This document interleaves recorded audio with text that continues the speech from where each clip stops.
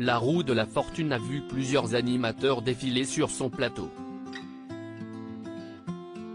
Après Michel Robe, Christian Morin, Alexandre Debanne ou encore Olivier Chibodeau, c'est Christophe de Chavannes qui a pris les commandes du célèbre jeu diffusé sur TF1.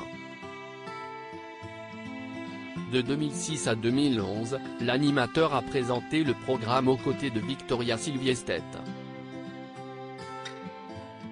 Et si à l'écran le duo semblait afficher une belle complicité, en coulisses c'était différent.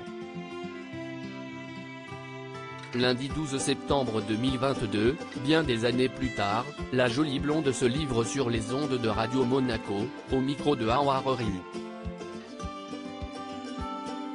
Christophe de Chavannes animait le jeu tandis que Victoria Silvstedt avait pour mission d'afficher les lettres en fonction des réponses des candidats. Large sourire, mots doux et blagues amusantes étaient le quotidien de l'animateur de 64 ans et sa camarade mannequin, aujourd'hui âgée de 47 ans. Toutefois, en réalité, l'ambiance n'était pas toujours aussi bon enfant. Au début, les 2 premières années étaient super. À la fin, c'est devenu plus dur parce que, je ne sais pas. Peut-être qu'il a un peu commencé à prendre la grosse tête, indique alors la jolie blonde. Puis, la Suédoise tient à nuancer. Depuis cette époque, tout s'est arrangé entre eux, mais je lui parle toujours.